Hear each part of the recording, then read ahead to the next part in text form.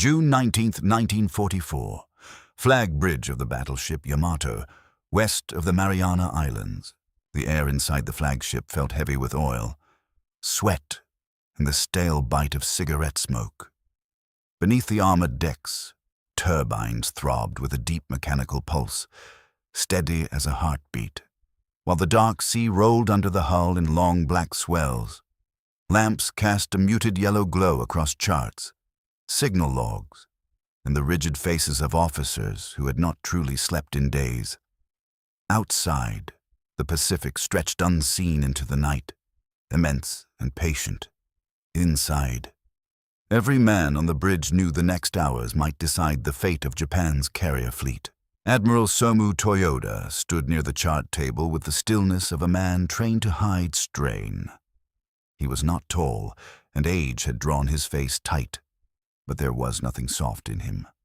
The commander-in-chief of the combined fleet had spent months watching the strategic map shrink, island by island, anchorage by anchorage, as American power closed in from every horizon. Now the enemy had come to the Marianas, and with them came the gravest threat yet. If Saipan, Guam, and Tinian fell, the inner defense line would crack. The homeland itself would lie exposed to long-range bombing. This was no distant outpost. This was the gate to Japan. He looked down at the plotted positions and listened as a staff officer read the latest contact reports in a careful voice that almost trembled. American naval forces had advanced in strength beyond earlier estimates. Fast carriers, battleships, cruisers, destroyer screens layered with precision, submarines somewhere ahead, perhaps already stalking. Their aircraft could strike farther, sooner, and in greater numbers than anything Japan had yet faced. But this operation, a go, had been conceived for exactly such a moment. The Mobile fleet under Vice Admiral Jisaburo Osawa would meet the Americans in the Philippine Sea and destroy them in a decisive battle. That was the theory. In practice, too much had already gone wrong. The Japanese carrier arm that once stunned the world at Pearl Harbor was no longer the same weapon. Veteran aviators had been burned away over the Solomons, over Rabaul, over the long attritional battles that followed Midway. Their replacements had courage, but courage could not compress years of deck landings, formation discipline, deflection shooting, and combat instinct into a few hurried months. Many pilots now flying from Ozawa's carriers had never faced the full weight of American naval aviation. Many had barely mastered their machines. Yet the operation moved forward because it had to. Toyoda knew the arithmetic of defeat better than most men in the room. Japan's shipyards could not replace losses at American speed. Its fuel reserves were strained. Its training pipeline was thin. Every engagement from here on would be fought with less room for error. Still, doctrine, pride, and necessity all pointed to the same conclusion. If the U.S. Navy had entered the Philippine Sea, then the combined fleet must answer with everything it could still throw. An officer approached with a decoded message sheet. He bowed, then presented it with both hands. Toyoda read in silence, his eyes moving once, then again. More enemy units confirmed, more evidence that the Americans intended to force the battle quickly, before Japanese land-based air and fleet elements could align in full strength. The admiral set the paper down. Around him, staff officers waited without moving, as if even the creak of leather or the scrape of a shoe might break the fragile composure holding the bridge together. When he finally spoke, his voice was low and controlled, but it carried across the room with unmistakable force. The rise and fall of the empire depends upon this one battle. Every man is expected to do his utmost. No one answered. No one needed to. The words settled over the bridge like an order carved in iron. It was not a speech meant to inspire with hope. It was colder than that, harder. Toyoda was telling them the truth as he saw it. There would be no reserve beyond this. No miracle hidden behind the next horizon. The Empire had committed itself to a struggle of exhaustion against an enemy of overwhelming industry and growing tactical mastery. Here in the waters west of the Marianas, Japan would gamble what remained of its naval air power on one violent throw. Beyond Yamato's hull, signal lamps blinked across the darkness. Radio operators bent over their sets. On distant carrier decks, mechanics checked engines by flashlight, palms blackened with grease. Flight crews waited beside Mitsubishi, a 6M0s, Yokosuka, D4Y Judis, and Nakajima, B6N Jills armed for dawn. On American decks to the east, Hellcats were being readied with equal purpose, while radar scopes already watched the black sky for movement. Two fleets were closing, one with confidence sharpened by victory, the other with resolve hardened by desperation. The sea between them was about to become a killing ground. Toyoda turned back to the chart, and the officers around him leaned in. Bearings were repeated, launch estimates recalculated, timetables set against first light. In a few hours, planes would rise from carrier decks in wave after wave, and men barely out of training would fly into a storm built by radar-guided fighters, disciplined anti-aircraft fire, and an enemy that had learned how to kill at sea with terrifying efficiency.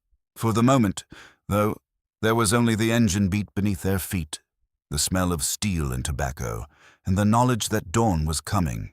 Dawn came slowly across the Philippine Sea, a thin gray wash spreading over the horizon until the ocean revealed itself in layers of steel, blue, and pale silver. The Japanese mobile fleet moved through it in a broad, deliberate formation, carriers guarded by cruisers and destroyers, with battleships trailing their immense shapes through the morning swell. On the flight decks, the quiet tension of night gave way to frantic motion. Deck crews in stained uniforms guided aircraft into position with flags and hand signals. Engines coughed, sputtered, then roared alive. The sharp smell of aviation fuel cut through the salt air. Propellers blurred into translucent discs. Every sound felt magnified because every man knew what this morning required of him. Vice Admiral Jisaburo Ozawa stood aboard the carrier Taiho, his flagship, watching the first preparations. He had been handed a burden almost impossible in scale. He commanded the most powerful carrier force Japan could still assemble. Yet power on paper did not mean equality in combat. His fleet included carriers such as Taiho, Shokaku, and Zuikaku, names that still carried the prestige of earlier victories. But the squadrons they now launched were not the same elite formations that had once swept the Pacific sky. Many pilots were brave. Many were obedient. Too many were inexperienced. Still, the plan depended on range and initiative. Japanese aircraft, at least in theory, could strike from farther out than many American carrier planes. Ozawa intended to use that advantage, launching repeated attacks before the Americans could close and crush his carriers under concentrated air assault. If land-based aircraft from Guam and nearby islands joined in effectively, the U.S. Fast Carrier Task Force might be staggered, perhaps even broken. It was the kind of plan Japanese naval thinkers still called decisive. It was also built on assumptions that would not survive contact with modern American radar and fighter direction. Far to the east, American carriers under Admiral Raymond Spruance and Vice Admiral Mark Mitcher were already alive with their own brutal rhythm. On the bridges and in the combat information centers of Task Force 58 radar operators sat hunched over glowing scopes, tracking faint blips that came and went with the sweep of the beam. They had something the Japanese could not match in this battle, a system. Radar was not merely a device, it was part of a chain. Contacts were detected early, plotted quickly, and passed to fighter direction officers who could place interceptors where they would do the most damage. Pilots in Grumman F-6F Hellcats were not simply sent into the sky to search. They were guided, directed, fed information in real time. The ocean had become transparent in a way Japanese commanders still struggled to grasp. On one American flight deck, a young Hellcat pilot adjusted his harness and looked toward the rising sun. Around him, armorers finished their checks, and deck crews moved with the assurance of men who had repeated this routine until it became instinct. The pilot was tired, but not frightened in the way new men had once been. By mid-1944, many American naval aviators had grown used to the process: scramble, climb, listen for vectors, attack, return, refuel, do it again. The machine behind them was vast, and they knew it. Their carriers had fuel, spare parts, replacement aircraft, trained deck crews, and a tactical doctrine increasingly polished by combat. Confidence did not erase danger, but it changed how danger was met. Back on the Japanese side, the first strike groups began to lift off.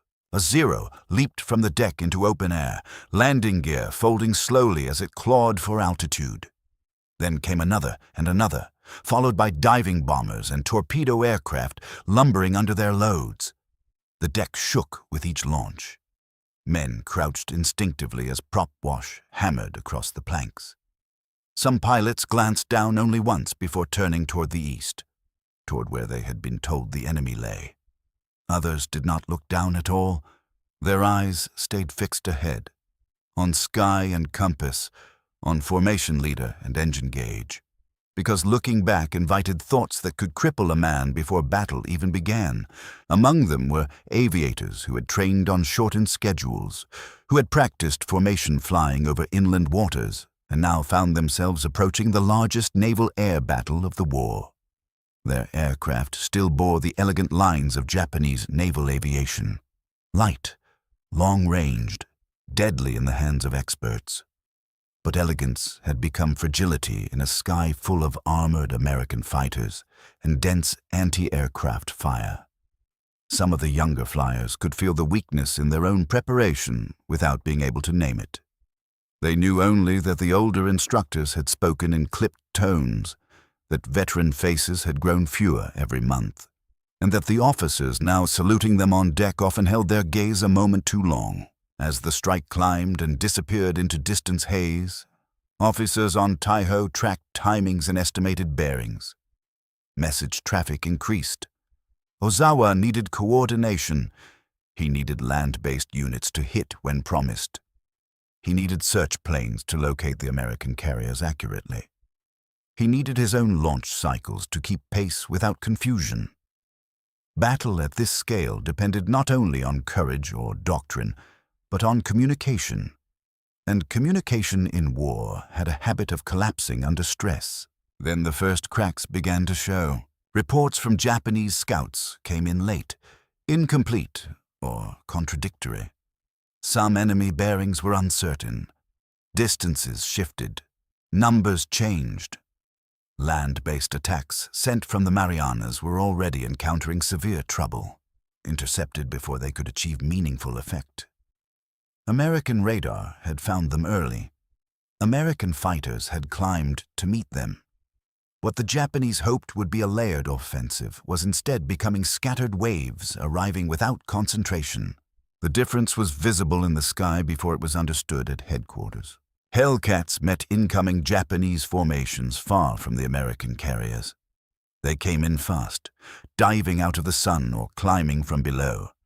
6 heavy machine guns chattering. Japanese pilots who had expected a clearer run toward the enemy suddenly found gray-blue fighters slashing through their formations with controlled aggression.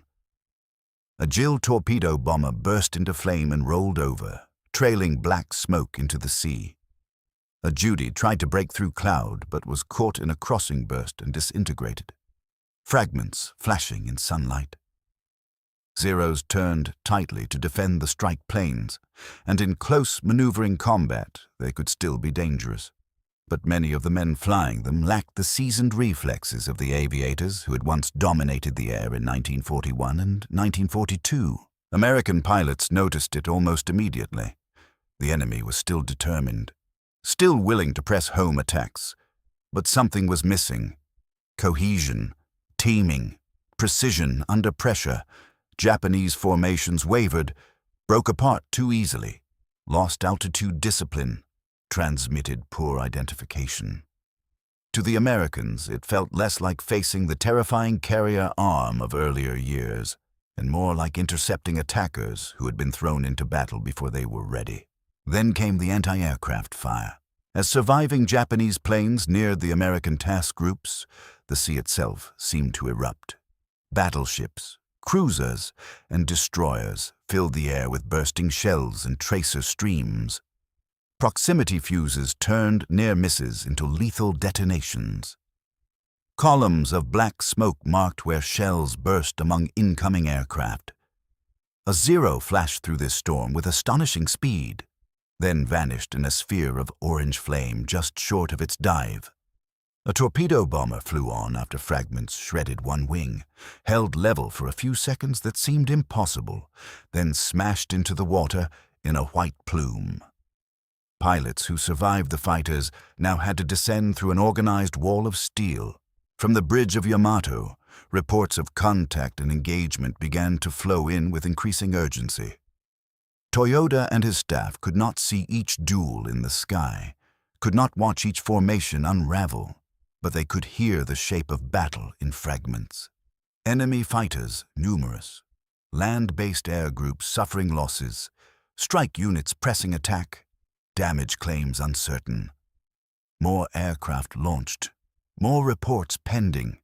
The language of command remained formal, but underneath it ran a rising current of dread.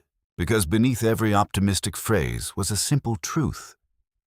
Too many Japanese aircraft were not returning, and this was only the opening phase. By late morning, the battle had taken on a rhythm that was murderous in its efficiency. Across the wide blue expanse of the Philippine Sea, Japanese strike groups kept coming in broken waves, and each time they did, the American defense met them farther out, earlier, and with greater coordination. In the combat information centers below the carrier decks, radar plots shifted as fresh contacts appeared, merged, split, then vanished. Fighter direction officers leaned over their scopes and spoke calmly into headsets, turning streams of blips into instructions that sent Hellcats climbing toward precise interception points. Above them, pilots listened, banked, throttled forward, and entered battle with the advantage of warning, altitude, and timing. It was not simply courage against courage now. It was system against system, and the Japanese system was failing. One American pilot rolled his Hellcat onto its side and spotted the enemy formation ahead. Dark specks at first against the bright haze, then aircraft, then individual machines, Zeros weaving above a cluster of bombers. He pushed the nose down and felt the airframe shudder as speed built. His wingman followed 2 seconds behind. The radio crackled with clipped voices, bearings, altitudes, confirmations. Then the first firing pass began. The Hellcat's 6 guns hammered at once, the vibration traveling through the stick into his arms and chest, tracers stitched upward into a Japanese bomber that seemed for an instant untouched, then suddenly spilled smoke from its engine. The aircraft yawed, dipped, and broke away from formation. Another American section slashed across from the opposite angle, forcing the escorting Zeros to scatter. In seconds, the orderly approach had become a swirl of vapor trails, diving fighters, and falling machines. The pilot hauled back, climbed, checked over his shoulder, then heard another vector in his headset and turned again. There was always another group coming, for the Japanese aviators inside those collapsing formations. The sky became a place of confusion and violent surprise. Many had been briefed on where the enemy ought to be, but briefings meant little once formations were hit from above and behind before they even saw the American ships. Young pilots looked left and right for leaders who were no longer there. Some kept doggedly on course, determined to press through. Others broke instinctively toward the attackers and were immediately overwhelmed by faster, Tougher opponents flying in mutually supporting pairs and divisions. Radios filled with fragments of calls, warnings, and half-finished reports. Smoke and cloud turned navigation uncertain. Fuel gauges slid downward. Below, the ocean gave no comfort. It only waited. A Japanese dive bomber pilot. His gloved hands, slick inside the cockpit, broke through a gap in the clouds and saw them at last. The American fleet lay ahead in layered formations, wakes carving white lines through deep blue water, flight decks broad and unmistakable. For one astonishing second, the sight seemed to promise success. The enemy was there. Real. Reachable. He shoved the nose down and began his attack run. Then the anti-aircraft batteries opened. The sky around him blossomed with black bursts and white flashes. Tracers rose from ships in converging streams. He felt the aircraft jump as fragments struck the fuselage. The canopy frame rang with impacts. A warning light flickered. He held the dive. Training, instinct, and sheer refusal carried him lower. Through the vibrating sight, he tried to keep a carrier centered. But the ship blurred in smoke and speed and sunlight. Another burst hit nearby. The bomber lurched. He released too early or too late. He could not tell which, and pulled back with all the strength in his shoulders. The aircraft staggered out of the dive, one wing shuddering badly. He saw a splash far astern of the target. Then a Hellcat swept past his nose so close he saw the pilot's helmet, and the next burst tore through his engine across the battle space. Scenes like that repeated again and again. The Americans would later give the slaughter a mocking nickname, one that captured how lopsided the interceptions felt from their side. But in the air itself, there was nothing casual about it. Men still died in terror and fire. Cockpits still filled with smoke. Parachutes still opened over burning seas. The difference was scale. The Japanese were losing aircraft at a rate they could not afford, and many of those losses came before bombs could be aimed or torpedoes dropped. On the bridges of American ships, officers watched through binoculars as attackers emerged from cloud, or sun glare only to be bracketed by layers of gunfire. The fleet had learned hard lessons from earlier campaigns. Ships maneuvered with discipline. Formation spacing reduced the chances of concentrated damage. Gunners had become practiced at tracking fast-moving aircraft. Radar warning provided vital seconds that often made the difference between chaos and control. Even when Japanese planes broke through, they met a defense that was no longer improvising. Reports came into Admiral Mitcher's command of enemy raids intercepted, splashes observed, parachutes sighted. There were moments of concern when unidentified groups approached, and moments of tension when single aircraft slipped through low. But overall, the pattern remained clear. The Japanese were attacking in piecemeal fashion. Their strikes lacked the concentrated punch needed to overwhelm Task Force 58. American losses in the air were real, yet comparatively light. The imbalance widened with each hour. Back with the Japanese fleet, the messages arriving at Ozawa's flagship grew harder to read with composure. Squadrons launched but not heard from. Units reporting enemy contact and then vanishing from the radio net. Claims of hits on American carriers that were hopeful, exaggerated, or simply wrong.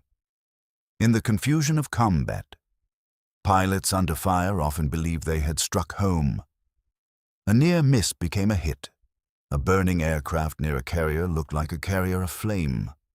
Staff officers tried to assemble the fragments into a coherent picture, but the picture refused coherence. The Japanese still had reasons, or tried to find reasons, to believe the attack might be working. Some reports suggested damage inflicted. Some returning pilots swore they had seen enemy ships burning. The habit of optimism under pressure was hard to kill, especially when the alternative was to admit that wave after wave of precious naval aircraft had gone out and been annihilated for almost nothing. Admiral Soemu Toyoda, removed from the immediate sky battle but tied to it by every signal line in the fleet, understood the danger of false confidence. He had ordered a decisive engagement because strategy left him no other choice. Yet decisive battles could cut both ways.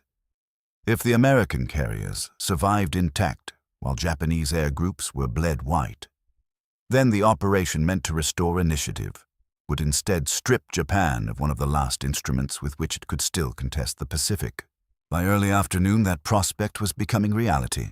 Surviving Japanese aircraft that returned to their carriers often came back alone or in tiny clusters rather than organized squadrons. Landing signals were frantic. Fuel-starved planes wobbled onto decks or ditched nearby. Some air crews climbed from their cockpits exhausted and stunned, faces blackened with oil, unable to give clear reports. Others never came back at all. Deck crews counted empty spaces where aircraft should have been and prepared more machines to launch into the same furnace. There was still movement in the Japanese fleet. There were still carriers afloat, still aircraft aboard some decks, still officers willing to send them forward. But something essential was being consumed overhead, minute by minute. Not just planes, not just men, experience, continuity, the living core of naval aviation. Once lost, it could not be restored by order, by courage, or by ceremony. The sea kept swallowing wreckage, bits of wing, fuel slicks, rafts, bodies, and still the battle was not finished. While the air battle raged above the Philippine Sea, another threat was already moving beneath it, silent, patient, and far more dangerous than many Japanese commanders realized in the moment. American submarines had penetrated the approaches to Ozawa's fleet. In the vast geometry of carrier war, admirals thought first of scouts, strike ranges, fighter cover, and battle lines. But below the surface, the U.S. Navy had inserted hunters whose torpedoes could undo entire operations with a few well-placed hits. One of them was USS Albacore. Its crew had spent long hours in cramped heat and stale air, listening, calculating, waiting for the kind of opportunity submariners lived for and feared in equal measure.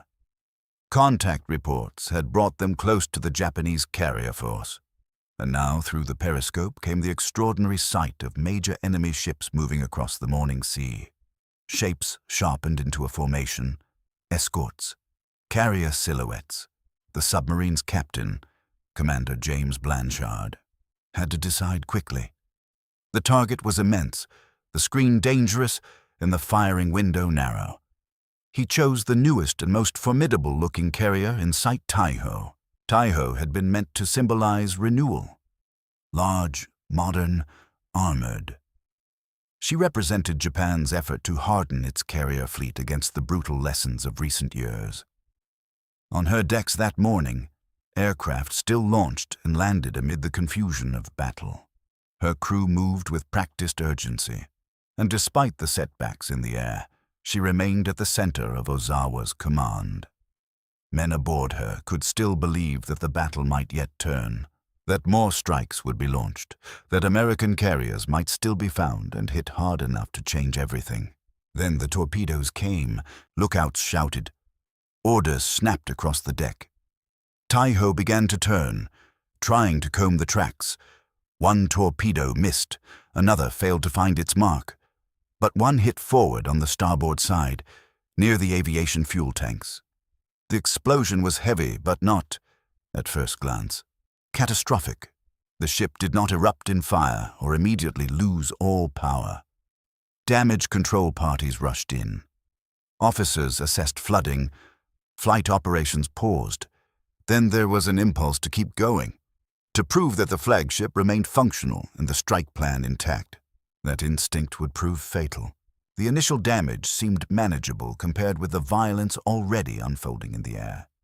Yet inside the carrier, something more insidious had begun. Aviation gasoline fumes spread through compartments and ventilation spaces.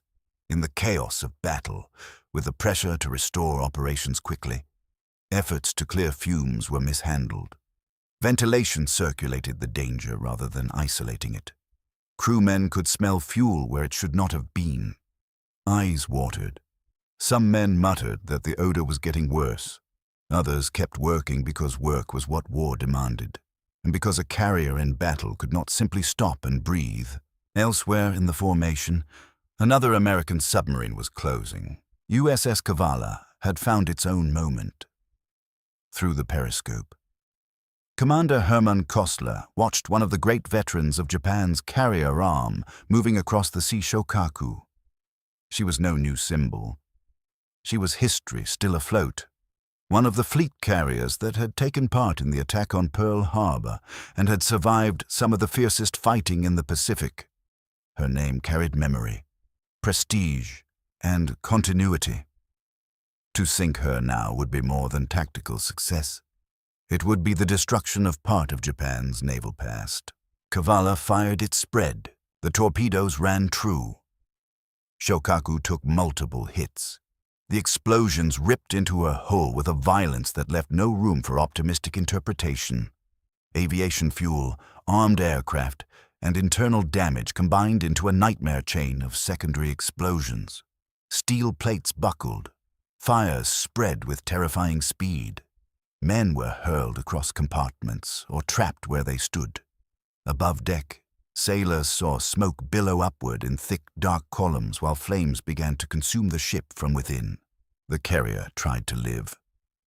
Ships always seem to try. Damage control teams fought forward through heat and smoke, carrying hoses, tools, stretchers, and desperate professionalism. Officers shouted over the roar of fire. Wounded men stumbled from passageways, blackened and half-blind. Some aircrew on deck could only stare at the destruction, caught between the instinct to help and the knowledge that the ship beneath them might already be doomed. In Ozawa's force, the shock rippled fast. This was not loss inflicted by carrier strike aircraft in the expected duel of fleets. This was the unseen knife of submarines, hitting at the very core of the Mobile fleet, while its commanders focused upward and outward. Communication strained to keep pace with events. Reports of damage, fires, and maneuver changes tangled with the continuing air battle. Formation integrity suffered. Rhythm broke. On Taiho, the hidden crisis deepened toward disaster. Fumes had spread through the ship to a degree that many did not fully grasp until it was too late. Then came the detonation. It was sudden, immense, and ruinous.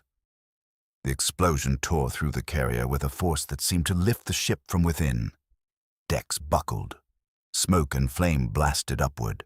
Men were thrown down by the concussion. Compartments vanished into fire. Machinery spaces filled with ruin. Those who survived the first shock found themselves in darkness, choking fumes or passageways twisted into traps. Taiho, Ozawa's proud flagship, had been mortally wounded not by a swarm of bombers but by one torpedo and the fatal spread of its aftermath. The admiral himself had to transfer command. The symbolism of that moment was crushing. In the very battle meant to restore Japan's naval initiative, the fleet's centerpiece was dying under his feet. Shokaku's end came through the same terrible logic of carrier warfare. Fire reached fuel and munitions. More explosions followed. The ship settled lower, listing as internal destruction multiplied. Men went over the side into oil, streaked water. Some jumped because ordered to, others because heat drove them there. Destroyers moved in to rescue survivors, their crews hauling burned and bleeding sailors from the sea while watching for further blasts. Around them, the battle still moved on, indifferent and immense. By now, even officers who had clung to hopeful fragments of the morning's action could feel the truth closing in. The Japanese fleet was not merely suffering losses, it was unraveling. Aircraft had been thrown away in the air battle. Now carriers themselves were being ripped from the order of battle. Each loss was material, operational, psychological. Taiho and Shokaku were not just hulls. They were flight decks, command nodes, fuel, maintenance crews, trained handlers, veteran officers, and the fragile illusion that Japan's carrier force still possessed resilience enough to absorb punishment and keep striking. Soemu Toyoda's great gamble was turning into catastrophe across multiple dimensions at once. And yet, in the confusion of war, certainty still lagged behind reality. Some reports remained incomplete. Some commanders still hoped the enemy had also taken heavy damage.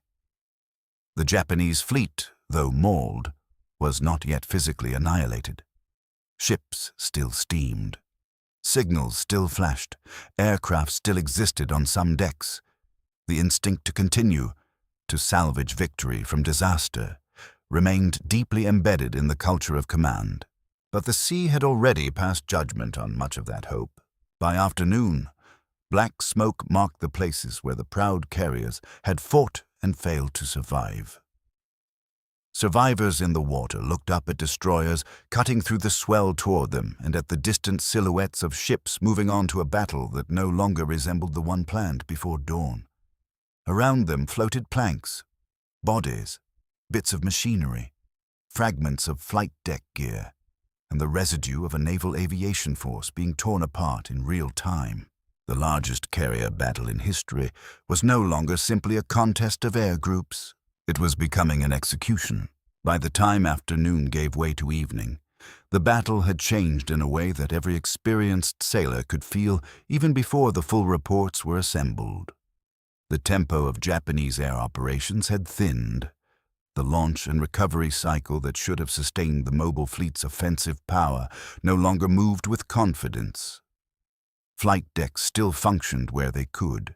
Signal flags still rose. Radios still crackled, but the living energy of the fleet, its ability to throw coordinated air power across the sea, had been hacked apart, piece by piece. From surviving carriers and escorts, men looked out over the darkening water and saw what remained of the day. Smoke hung in streaks over the horizon. The sea was dotted in places with debris and oil. Rescue destroyers were still lifting survivors from the water, some burned, some wounded, some so stunned they barely reacted when hands grabbed their clothing and dragged them over rails. In sick bays and wardrooms turned into emergency stations. Corpsmen and medical attendants worked under poor light with bloodied bandages and exhausted discipline. The smell of burned flesh mixed with engine oil and seawater.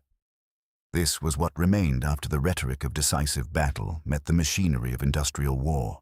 On the surviving command circuits of the Japanese fleet, reports began to harden into something less deniable. Air losses were appalling. Contact claims against the Americans were uncertain at best. 2 major carriers had been lost. Many of the aircraft that had launched in the morning were gone forever. Together with pilots Japan could not replace. Land-based support had failed to shape the battle. The enemy carrier force remained not just afloat, but dangerous, organized, and ready to strike again. Some officers still clung to scattered claims that American ships had been hit. That hope moved through the fleet because men needed it to move. Without it, the battle ceased to be a gamble and became only punishment. A pilot who had returned alone from a shattered formation might insist he saw a bomb strike on a flight deck. A lookout might report smoke from a distant ship and convert that sight into proof of damage. Staff officers receiving such fragments could not always reject them at once, especially in the fog of naval battle, when truth arrived slowly and often already wounded, but on the level where command became judgment. The illusion was dying. Admiral Soemu Toyoda had framed the battle in the starkest possible terms before it began. The fate of the empire, he had said, depended on it. Now those words came back with cruel force. In the operations rooms and on the bridges, officers no longer heard them as a call to action. They heard them as a measure of loss. If this battle truly mattered that much, then what did failure here mean for everything still to come? The answer stood plainly in the arithmetic of naval aviation. Japan had entered the Philippine Sea hoping to blunt the American advance, perhaps even to shatter it through concentration, range, and resolve. Instead, it had flown much of its remaining carrier air arm into an American defense built on radar, disciplined fighter control, dense anti-aircraft screens, and pilots trained inside a system that was getting stronger even while it fought. The Japanese had not merely lost aircraft in combat, they had spent an irreplaceable reserve. The men destroyed over the Philippine Sea were not numbers on a staff chart. They were the crews that made carriers matter. Without skilled aviators, a carrier was only a vulnerable deck at sea. As the fleet reorganized in the failing light, Toyoda received and weighed the reports. He was far from the individual crashes, the shattered cockpits, the last bursts of radio static from dying squadrons. But command imposed its own brutality. He had to look past the human fragments and see the pattern, what remained of the mobile fleet's striking power, what fuel was left, what carriers survived, what the enemy was likely to do next, whether to continue seeking battle or preserve what could still be withdrawn. The decision forming in that darkness was not simply operational, it was historical. Around him, officers moved carefully, quietly. No one needed to say aloud how grave the moment had become. The combined fleet had sought a decisive engagement because Japanese strategy had cornered itself into needing one, yet decisive battle, once the proud centerpiece of naval doctrine, had become a trap when fought against an enemy whose scouting, communications, fighter coordination, and production power now operated on a different scale. The old language of honor and will had not vanished.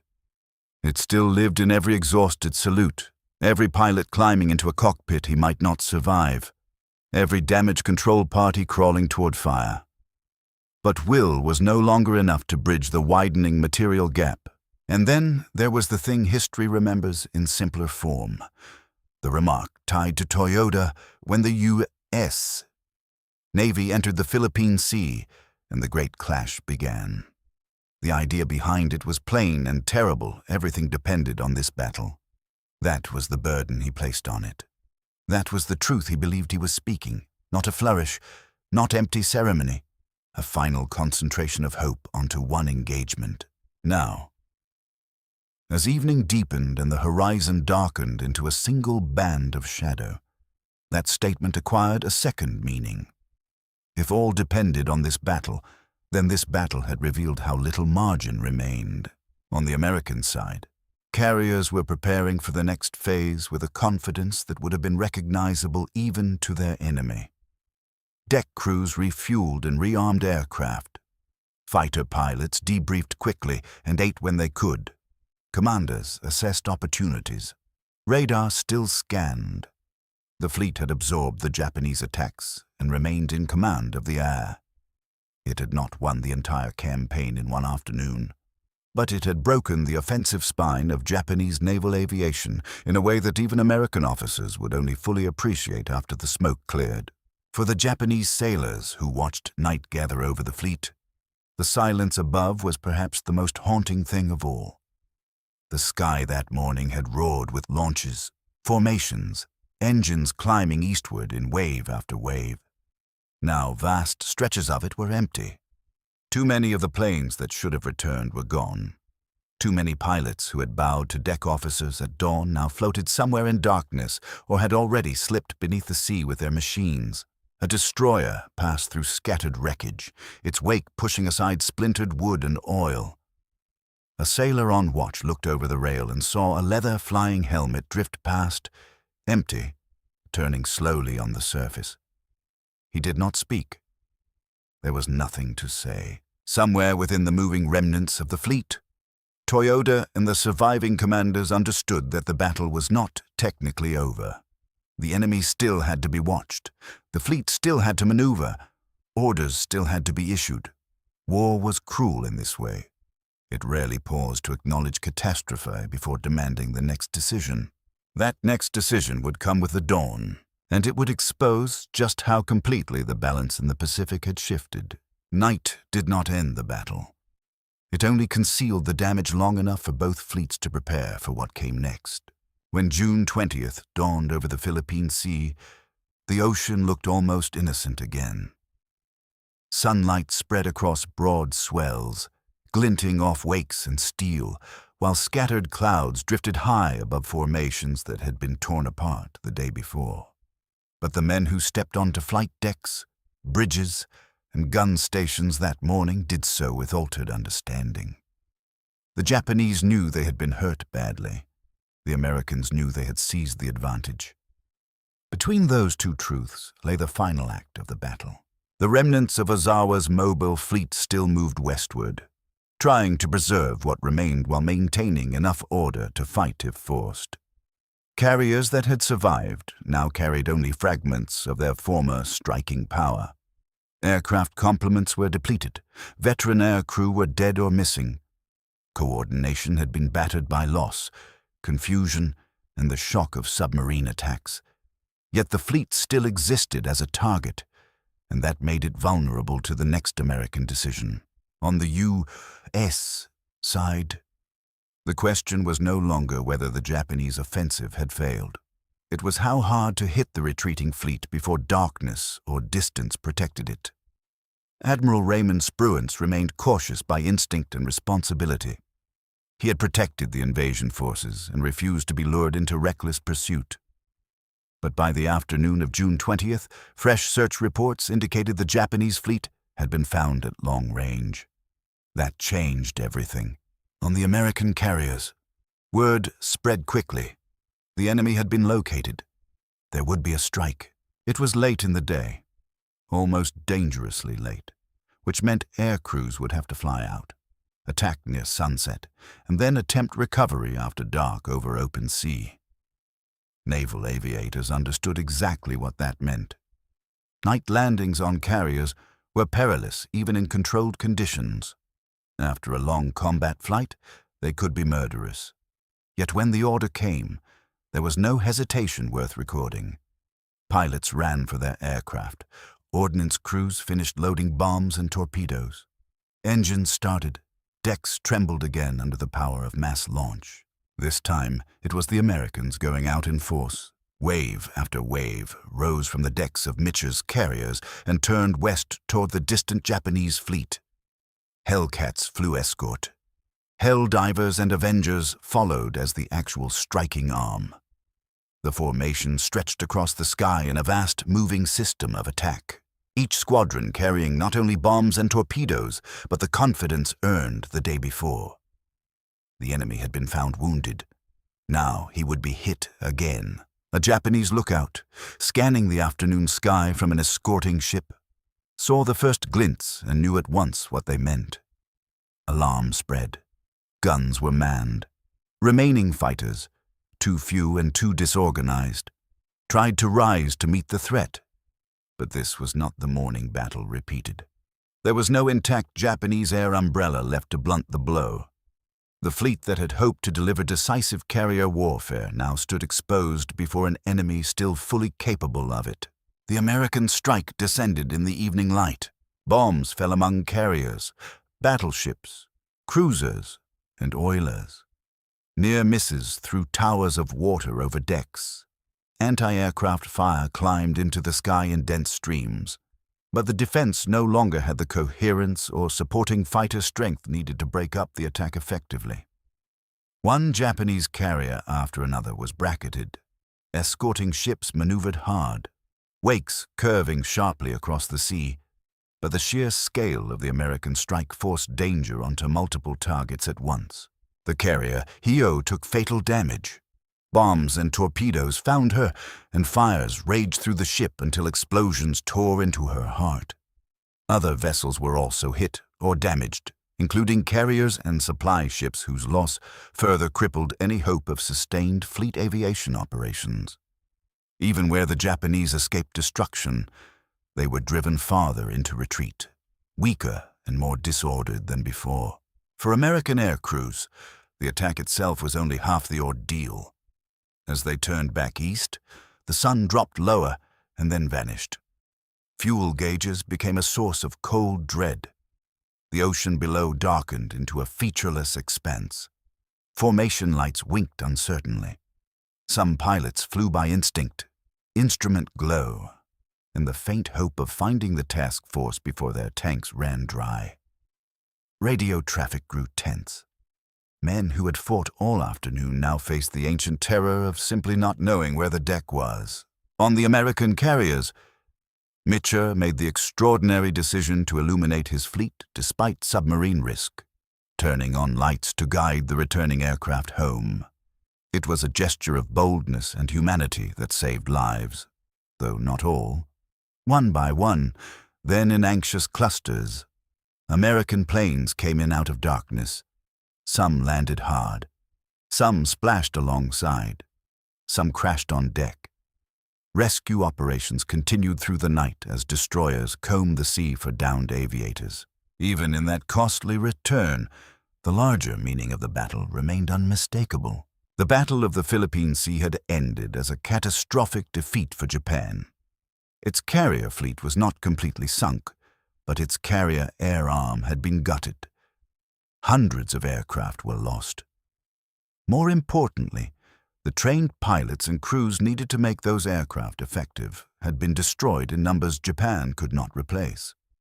The carriers that survived would still appear in later operations, but increasingly as hollow instruments, flight decks without the experienced aviation corps that had once made them lethal.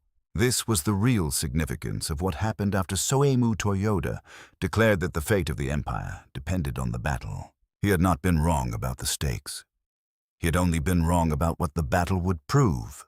It proved that American radar, fighter control, pilot training, industrial capacity, and fleet coordination had reached a level the Japanese Navy could no longer match in open carrier warfare. It proved that courage without preparation could become waste. It proved that Japan's remaining naval aviation strength, carefully preserved and then committed in desperation, could be shattered in 2 days. And once shattered, it would never recover. Sailors in the withdrawing Japanese fleet did not need all the statistics to understand that something final had happened. They could see it in the empty spaces on flight decks, in the faces of officers reading signal traffic, in the absence of returning squadrons, in the silence where engine noise should have been. The great carrier arm that had once ranged across the Pacific striking at will was now a wounded remnant moving away from battle under a sky it no longer controlled. For Soemu Toyoda, and for the empire he served, the Philippine Sea was more than a defeat. It was revelation. The strategic center had broken. From this point forward, Japan could still fight, still inflict casualties, still defend island after island with stubborn violence. But it would do so without the effective naval aviation force that had once given the combined fleet its reach and striking power. The initiative had passed irrevocably. The sea closed over the wreckage. Smoke dispersed. Reports were filed. Names were listed among the missing. Ships changed course toward the next necessity of war. History would remember the battle for many things, for its enormous scale, for the radar-guided American interceptions, for the destruction of Japanese aircraft in the sky, for the sinking of major carriers, for the mocking nickname American aviators gave the slaughter. But beneath all of that stood a simpler truth. When the U.S. Navy entered the Philippine Sea, Soemu Toyoda believed the empire was wagering its fate on one decisive clash. In the end, it did.